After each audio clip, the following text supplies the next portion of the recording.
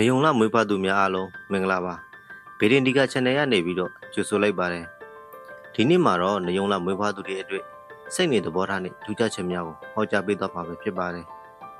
နေုံလမွေးဖွားသူအများစုဟာအဆအရာရာမှာစိတ်ဝင်စားမှုအားကောင်းကြပါတယ်ဘယ်ကိစ္စမဆိုဆက်ဆက်ဆူဆူရှိတယ်လို့လဲဆိုရမှာပါအပေါင်းသေးတဲ့နေ့ဆိုရင်ထမင်းမေ့ဟေးမေ့ကြမဲ့သူတွေပါ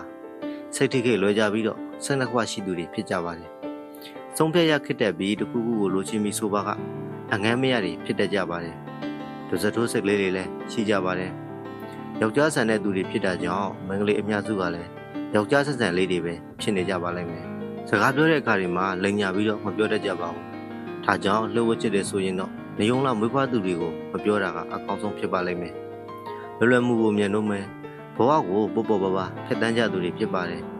မိမိမှာရှိတဲ့ပစ္စည်းဥစ္စာတွေကိုလည်းမနှမျောတတ်ကြပါဘူးရွှေတနစ်ငွေတနစ်ဆိုသူတွေပါပိတ်ဆံကိုတော့အလွန်မင်းရှာတတ်ကြပြီးရှိလာရင်လည်းသုံးဆက်ဖို့ပဲတွေးနေတတ်ကြတာပါဒါကြောင့်ပိတ်ဆံတွေမစုပြစ်ကြပါဘူးငွေရှာကြတဲ့နေရာမှာတတိပြဖွဖြစ်လောက်ကြသူတွေပါဒါကြောင့်လောင်စားဖိတ်ကိုမလိမ့်စားဖို့တော့လိုပါလိမ့်မယ်အတွေးခေါ်ယူဆကောင်းပြီးတော့တစ်ခါတလေမှအစွမ်းရောက်တတ်ကြပါတယ်ကောင်းတဲ့ဘက်မှာဆိုရင်လည်းသူများတဲ့ကောင်းပြီးတော့ဆိုးတဲ့ဘက်မှာဆိုရင်လည်းသူများတဲ့ဆိုးကြပါတယ်လွယ်လွယ်နဲ့အယုံမလွယ်ကြသူတွေလည်းဖြစ်ပါတယ်ဘာသာရေးဘက်မှာအကောင်းကြပြီးတော့လူတစ်ယောက်ရဲ့ရှေ့ဖြစ်နောက်ဖြစ်များကိုပါဟောကြားနိုင်တဲ့သူတွေဖြစ်ပါလိမ့်မယ်စိတ်မြန်ကိုမြန်ရှိပြီးတော့မှတပားသူမမြင်တော့ရှုတော့မှမြင်တဲ့သူတွေလည်းဖြစ်ကြပါတယ်အပေါ်ရံမှာတော့နူးညံ့သုံးမွေးကြပြီးအတွင်းစိတ်ကတော့မာကျောနေကြသူတွေဖြစ်ပါတယ်တယောက်ထိအထီးကျန်သွားနေထိုင်ရတတ်ပါတယ်အလုပ်လုပ်ရင်လည်းတခုမပြီးခင်တခုလုပ်တဲ့သူတွေပါဒီနေရာမှာအရေးကြီးတဲ့တစ်ချက်ကတပားသူအပေါ်မှာမယုံကြည်ရင်လည်းလုံးဝမယုံကြည်ပြီးတော့လူတစ်ယောက်ကိုယုံကြည်ပြီးဆိုကဘာပြောပြောလက်ခံယုံကြည်တတ်ကြပါတယ်အဓိကအားဖြင့်အနိကလူတွေပြောတာကိုပို့ပြီးတော့ယုံကြည်ကြပါတယ်အခြေရေးနဲ့အိမ်ထောင်ရေးချစ်မိပြီးဆိုကအယူမှုချစ်တဲ့သူတွေပါစိတ်အပြောင်းလဲမြင်တဲ့သူတွေလည်းဖြစ်ပါတယ်ဒါပေမဲ့အခြေရေးမှာတော့လိမ္မာကျွမ်းကျင်တဲ့သူတွေဖြစ်ပါတယ်မထင်မှတ်ဖဲကိုယ်လင်ငံမှုတွေကိုလက်တွဲပေါ်ကသိရှိသွားပြီးရုပ်တရက်ကွဲကွာတာမျိုးတွေဖြစ်တတ်ပါတယ်အခြေရင်းနဲ့အိမ်ထောင်ရေးကိစ္စတွေမှာနေုံလာမွေးဖွားသူအများစုဟာ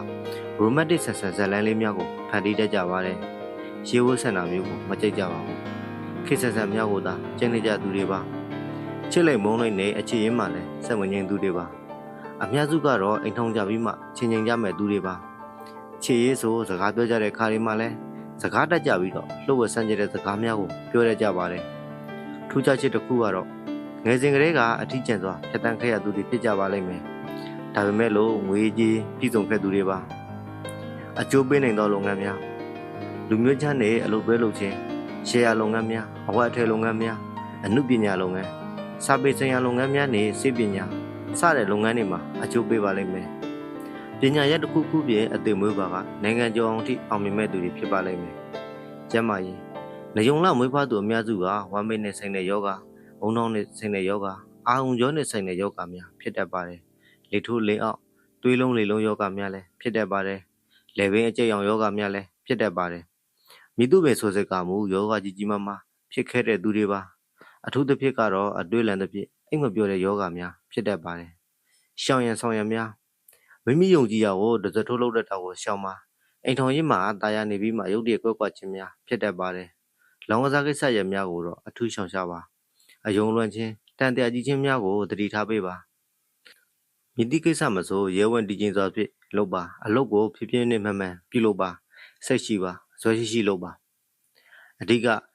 အကျိုးပေးတဲ့အယောင်တွေကတော့အဖြူရောင်ငွေရောင်အဝါနုရောင်စင်စရောင်တို့ကအကျိုးပေးပါလိမ့်မယ်အနည်းရောင်နဲ့အညိုရောင်ကိုတော့လုံးဝရှောင်ရှားပေးပါစိတ်ကိုပလက်တီနမ်နဲ့ခွင်းပြီးအဆောင်ဖြင့်ဝတ်ဆင်ပေးပါအဓိကအားဖြင့်ပလက်တီနမ်ဖြစ်စေရွှေဖြစ်စေစိတ်ကိုကွင်းပြီးတော့လက်ဆက်အနေနဲ့ဆောင်ပေးပါကလုံးဝလက်လာပါကောင်းကျိုးပေးပါလိမ့်မယ်ပြီးတော့ကြောင်ကြောက်သည်လဲအထူးအကျိုးပေးတဲ့အဆောင်တစ်ခုပဲဖြစ်ပါတယ်နှင်းစီပန်းအဝါရောင်နဲ့အဖြူရောင်များကနေုံလမွေးဖွားသူများတွေအမြဲတမ်းစမ်းပွင့်စေပါတယ်အခုလိုအဆုံးထိကြည့်ရှုပေးလို့ကျေးဇူးတင်ပါတယ်နောက်ဗီဒီယိုများမှာပြန်လည်ဆုံတွေ့ကြပါစို့